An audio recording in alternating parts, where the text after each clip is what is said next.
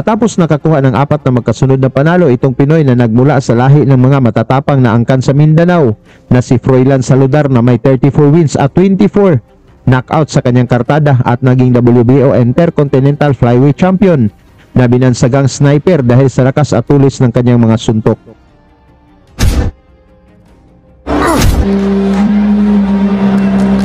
Lumipad dito sa Japan upang harapin ang undefeated champion na si Takuma Inoue na kapatid ng tinaguriang monster ng Japan na si Naoya Inoue.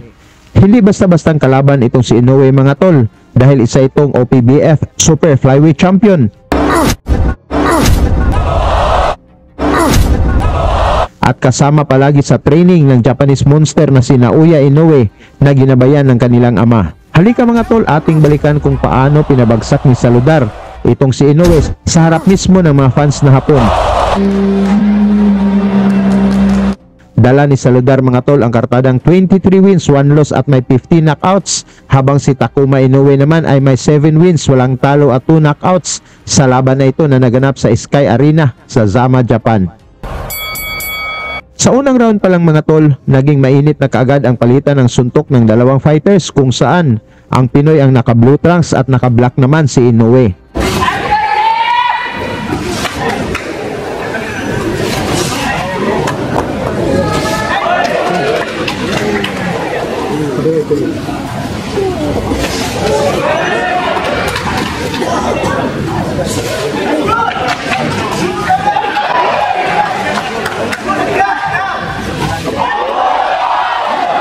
Mula sa malakidlat na pinakawalan ni Saludar, bagsak si Inoue ngunit nakatayo pa ito at bumalik sa laban.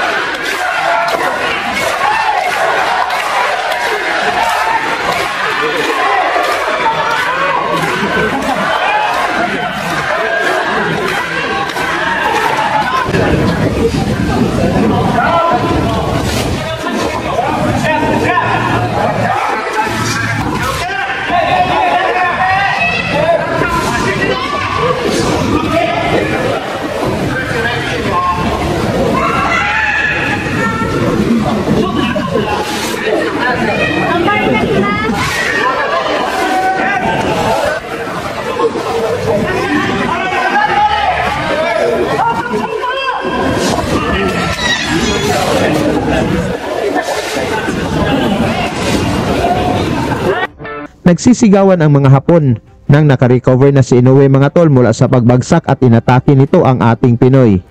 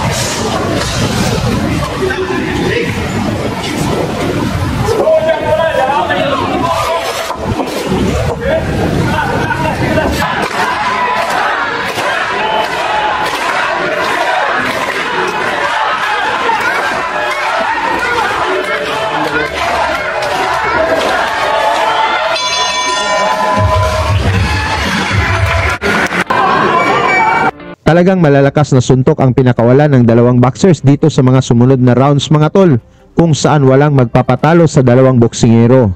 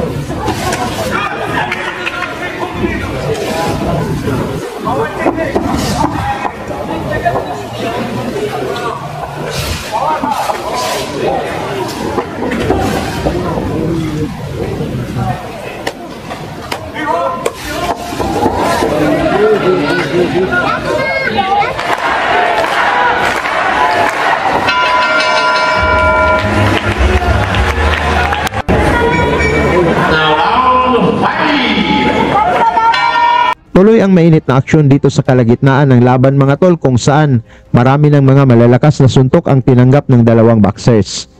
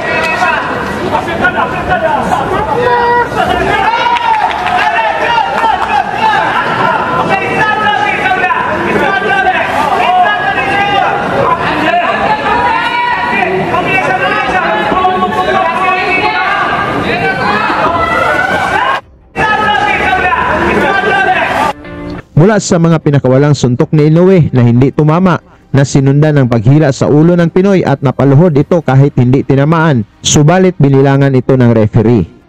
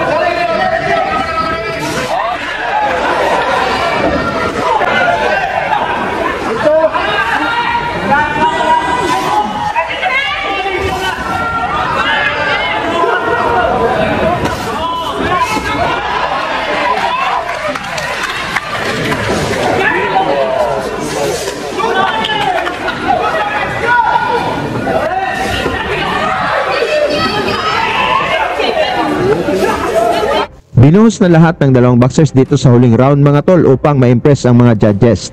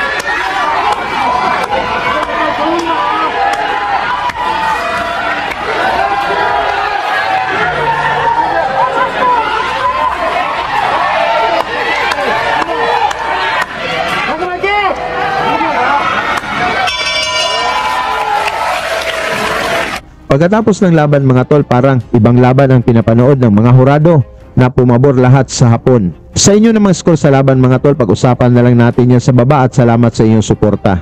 Lagi niyong sundan, huwag magpapahuli. Pag-usapan ni bakbakan, balita niya at laban. Mga Pinoy na di nagpapagapi. Salamat sa mga suporta na lagi nandyan.